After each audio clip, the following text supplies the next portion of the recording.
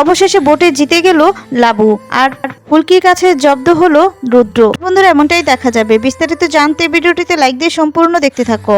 গল্পের শুরুতেই দেখা যায় ঈশিতা আর রুদ্র পুজো দিতে আসে। ঠিক তখনই লাবু আর ফুলকিও চলে আসে। এসেই দেখতে পায় যে দুজনে একসাথে বসে যজ্ঞ করে পুজো দিচ্ছে। দেখে যেন মনে হচ্ছে তারা স্বামী স্ত্রী।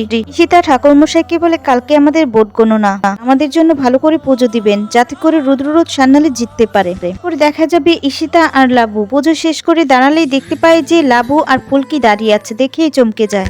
এরপর রুদ্র বলতে থাকে, কি ব্যাপার তোমরা এখানে? ফুলকি তখন বলে, ঠিক যেভাবে আপনারা এসেছেন যার কারণে আমরাও সেই কারণেই এসেছি। রুদ্র তখন বলে, ও তাই নাকি? লাবু তখন ঈশিতাকে জিজ্ঞেস করে, তো ঈশিতা, তুমি কি তোমার রুদ্রদার সাথে এভাবে পুজো দিতে আসো? মানে তোমাকে তো কখনো তমালের সঙ্গে দেখিনি কোথাও যেতে বা পুজো দিতে, তাই জিজ্ঞেস করছি আর কি। রুদ্রদা তখন বলে, তো তোমার সমস্যা হয়েছে কি? তোমার কি কোন সমস্যা? ঈশিতা কোথায় যাবে, কি করবে, কোথায় পুজো দিবে, সেটা কি তোমাকে বলে বের হতে হবে নাকি? ঈশিতা যেটা করেছে একদম ঠিক কাজ করেছে। আর তখন লাবু বলে, না এমনিতেই জিজ্ঞেস করলাম আর কি। রুদ্র তখন বলে, শোনো, এতদিন না আমার সাথে ঈশিতাই ছিল, তুমি ছিলে না। আমার পাশে সবসময় ঈশিতা আছে, তাই তোমার মুখে না এই সমস্ত মানায় না। তখন ফুলকি বলতে থাকে, জামাইবাবু কথাগুলো কিন্তু আপনাকে বলছিল না, বলেছিল চিংড়ি দিদিকে। যেটা বলেছে সেটা তো সত্যি। চিংড়ি দিদি তো তমাল দাদার সাথে কখনো কোথায় যায় না, সবসময় তো আপনার সাথেই ঘুরে। ঈশিতা তখন রেগে যায়। রেগে গিয়ে বলতে থাকে, ফুলকি দাস, বেশি পাকামো করো, বেশি পাকামো না ভালো নয়। তুমি না এভাবে আমার সাথে কথা বলতে পারো না, তোমার বয়সটা দেখতে হবে। আর তখন ফুলকি বলে, বয়সটা কি সবকিছু? আচ্ছা বয়স যদি ধরো তাহলে আমিও তো তোমার সম্পর্কে বড় হই। সম্পর্কে কি কিছুই নয়? তমাল দাদা স্যারের ভাই হয়, আমি স্যারের বউ, মানে তমাল দাদা আমার দেওর হলো কি? দিদি ভাই, আমি কি কিছু ভুল বলেছি? আর তখন ঈশিতা রেগে যায়। রেগে গিয়ে ধমক দিয়ে ওখান থেকে চলে যায়। কি তখন বলে, আচ্ছা দিদি, আমি তো দেখেছি স্বামী স্ত্রীরা এভাবে পুজো দিতে আসে, তাহলে ওদের দুজনকে দেখে মনে হচ্ছিল। আর তখনই লাবু বলে, দেখে মনে হচ্ছিল ওরা দুজন স্বামী স্ত্রী। এ কথা বলে লাবু মনটা খারাপ করে ফেলে। আর তখন বলে, ফুলকি, এ কথাটা বাড়িতে গিয়ে কাউকে বলো না। তুমি তো জানো তোমার তমাল দাদা কি, তোমার তমাল দাদা একদম সরল সোজা, ও খুব কষ্ট পাবে। এরপর দেখা যাবে এদিকে ভোট গণনা শুরু হয়ে যায়। আর এদিকে অংশুর যে ফোন করেছিল যে ফোর্সগুলোকে আসার জন্য, তারা চলে আসে। এরপর দেখা যায় ফোন করতে থাকে যে অন্যদিকে ফোর্সগুলো আসা হয়েছে কিনা। এরপর দেখা যাবে রুদ্র দলও চলে আসে, আর এদিকে লাবুর দলও চলে আসে। আর তারপর দু দলেরই চিৎকার করে বলতে থাকে, জিতবে কে, জিতবে কে। যারা ভোট গণনা করবে তারা চলে আসে, আর তাদেরকে ভিতরে যেতে দেওয়া হয়। অংশু কি বলে যায় যে সব দিকটা খেয়াল রাখবেন, ঠিক আছে, আজ কিন্তু কোনো ঝামেলা চাচ্ছি না। আর তখন বলে, ঠিক আছে স্যার, থ্যাংক ইউ।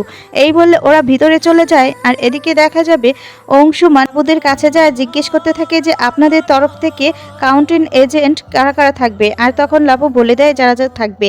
এরপর এদিকে রুদ্রকেও একই কথা জিজ্ঞেস করা হয়। আর রুদ্র ঈশিতাও বলে দেয় যে কে কে থাকবে। সুমন সবাইকে বলে দেয় ভিতরে যাওয়ার আগে আই কার্ডটা নিয়ে নেবেন সব। এদিকে দেখা যাবে কমলিকা সেন মিডিয়ার সামনে বলতে থাকে, কে জিতবে, দু দলের মধ্যে কে জিতবে, আপনারা সাথেই থাকুন দেখতে। এদিকে দেখা যাবে রুদ্রর কাছে কমলিকা সেন এসে বলতে থাকে, কি মনে হচ্ছে রুদ্র বাবু, এবারও কি জনগণ আপনাকে ফিরে আনবে? রুদ্র তখন বলে, অবশ্যই। দেখুন, জনগণ জানে যে গত জন্মে আমরা কি কি করেছি ওদের জন্য, জানে যে রুদ্র সান্যাল সবসময় ওদের পাশে ছিল। আমি জনগণের উপর ভরসা রাখছি। এই সমস্ত দেখি তো রুদ্র মিথ্যে মিথ্যে বানানো কথাগুলো শুনে ফুলকি রেগে যায়। রেগে গিয়ে বলতে থাকে, দেখেছো সবাই, জামাইবাবু আবার মিথ্যে মিথ্যে বানিয়ে বলছে। ফুলকি দিবাই কি বলে, দিবাই তুমিও বলবে, জনগণ এবার বুঝতে পেরে গেছে যে কে কে ভালো আর কে মন্দ। আর তখনই রোহিত বলে, ফুলকি তুমি না এত লাফিও না, চুপ করো তো একটু। এদিকে তমালও রেগে যায়। রেগে গিয়ে বলতে থাকে, ইন্টারভিউ চলছে হচ্ছে রুদ্র দ্বারা। ধুম করে পিছনে গিয়ে দাঁড়িয়ে পড়লো ঈশিতা। এদিকে দেখা যায় ফুলকি তখন লাবুকে বলছে, দিবাই ম্যাডাম কিন্তু এখনই এদিকে আসবে, কি বলবে এক্ষুনি ভেবে নাও। তখনই কমলিকা সেন এসে লাবণ্যকে জিজ্ঞেস করেছে যে আপনার কেমন লাগছে। আর তখন বলে, ভয় ভয় লাগছেও, জানি না যে জনগণ আমার পাশে থাকবে কিনা। আমি সবসময় জনগণের পাশে থাকতে চাই। আমি তো নতুন, আমি নিশ্চয়ই আমার সর্বস্ব শক্তি দিয়ে আমি কর্তব্য পালন করার চেষ্টা করব। তখন বলে, বাবা তুমি কিছু বলো। মাস্টারমশাই তখন বলতে থাকে, আমার কথা একটাই, আমার আশা জনগণ কে কার মধ্যে ফারাক আছে কার মধ্যে নেই সেটা নিশ্চয়ই বুঝতে পারবেন। আমার বিশ্বাস যে জনগণ এটা বুঝতে পারবেন। এরপর কমলিকা সেন এই সমস্ত কথাই মিডিয়ার সামনে বলতে থাকে আর বলছে যে প্রথম রাউন্ডের কাউন্টিংয়ের রেজাল্ট এক্ষুনি জানতে পারবেন, সঙ্গেই থাকুন। এদিকে ঈশিতারা তো অনেক বেশি হইহুল্লোড় করছে, ওরা ধরেই নিয়েছে যে ওরাই জিতবে। আর এদিকে মাইকে অ্যানাউন্সমেন্ট করে দিচ্ছে যে দ্বিতীয় রাউন্ডের গণনা শুরু হলো। এদিকে পিয়াল বলছে যে প্রথম রাউন্ড তো চলে গেল, ভাবছিলাম যে ঢোল পিটিয়ে আমরা নাচ গান করবো। আর মাস্টারমশাই তখন বলে ভাবিস না, এখন তো একটা গেল, আরো তো অনেকগুলো বাকি আছে, খেলাটা একটু গড়াতে দে। এদিকে কমলিকা সেন মিডিয়ার সামনে বলছে আপনারা দেখতে পাচ্ছেন প্রথম রাউন্ডে রুদ্ররোধ চ্যানেল 500 ভোট এগিয়ে আছে আর আনন্দের ঝড় বইছে তাদের মধ্যে। এলাকার জনগণ কি তাহলে তাদের পুরনো নেতাকে ফিরিয়ে চান? আপনাদেরকে জানিয়ে রাখি উপকূল পার্টি থেকে কিন্তু বেরিয়ে এসেই এই জননেতা পার্টি হয়েছে। তাহলে কি জনগণ চায় না নতুন কোনো পার্টি হোক? রুদ্রদা এগিয়ে আছে বলে সবাই মিলে হই হুল্লোড় অনেক আনন্দ করতে থাকে দেখিয়ে দেখিয়ে ফুলকিদেরকে। আর তখনই দেখা যায় ফুলকি বলতে থাকে যে আমরা একটা গান ধরবো, এখন আমরা যদি গান না ধরি তাহলে ওরা ভেবে নিবে যে আমরা হারটা মেনে নিয়েছি। আর তখন রোহিত বলে হ্যাঁ ফুলকি একদম ঠিক কথাই বলেছে, আমাদেরকে এখন এভাবে মানে হার মেনে নিলে চলবে না, আমাদেরকে ওদেরকে দেখাতে হবে যে আমরা এখনো হার মানিনি। তখন বলে কেউ আপসেট হবে না। আর তখন কাকাই বলে হ্যাঁ কাউন্টারে তো এখনো অনেকগুলো ভোট বাকি আছে। তমাল তখন বলে ওদের হালটা দেখো একবারে, মনে হচ্ছে যে জিতে গেছে। তখনই দেখা যায় কমলিকা সেন মাস্টারমশাইয়ের কাছে এসে বলতে থাকে মাস্টারমশাই আপনি তো উপকূল ওই পার্টিটা আপনিই করেছেন, আর ওখান থেকে আপনি বেরিয়ে এসেছেন বলে কি আপনার উপর জনগণ খেপিয়ে আছে? ক্ষিপ্ত আপনি কি মনে করছেন? মাস্টারমশাই বলে কি আর বলবো, জনগণের যা ইচ্ছা সেটাই হবে। মাস্টারমশাই তখন আর বলতে থাকে তবে এক্ষুনি এতটা উৎসাহিত হওয়ার কিছুই হয়নি, এখন কিন্তু আরো অনেকগুলো রাউন্ড বাকি আছে।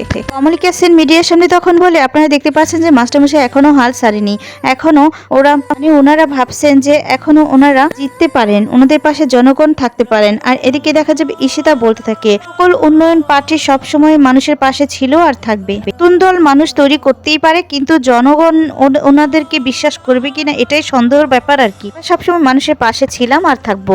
আর তখন এদিকে ফুলকি লাবুকে বলছে দিভাই তুমি একদম ভেঙে পড়বে না, হ্যাঁ দেখবে শেষ পর্যন্ত আমরাই জিতবো। কি আরো বলতে থাকে যে ওরা যা খুশি তাই করুক, চলো আমরা সবাই মিলে ওই যে বললাম গান শুরু করি।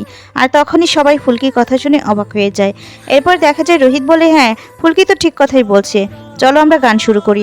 আর তারপরে দেখা যাবে ফুলকিরাও সবাই মিলে হই হুল্লোড় করতে থাকে। দেখার পর তো অবাক হয়ে যায় ঈশিতারা। রিকি ডাক দিয়ে বলতে থাকি ফুলকি দাস এভাবে জেতা যায় না। ওই দিকে দেখা যাবে হাসতে থাকে আর বলতে থাকে তোমরা এমন করছো কেন?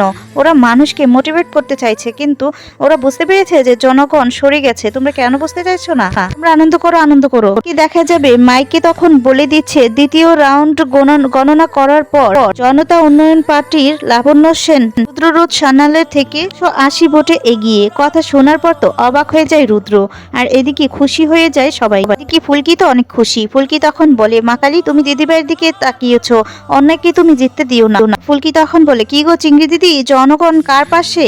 তা তখন বলে 180 ভোটে এগিয়ে থাকাটা না কোনো জয় নয়, পরের রাউন্ডে পিকচার একদম বদলে যাবে, তখন তোমার মুখ কোথায় থাকবে দেখে নিব। তখন বলে আমি ছাড়বো না, কাউকে ছাড়বো না। এরপর এদিকে ফুলকি বলে আরে তোমরা দাঁড়িয়ে আছো কেন, সবাই নাচো। এই বলে সবাই নাচতে থাকে। কি কমলেশন সমস্ত কিছু মিডিয়ার সামনে বলছে।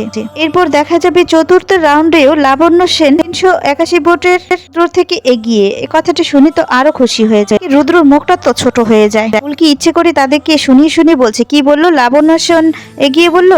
লাবণ্য তো খুব খুশি হয়ে যায় আর তখন তার বাবাকে প্রণাম করে নেয়।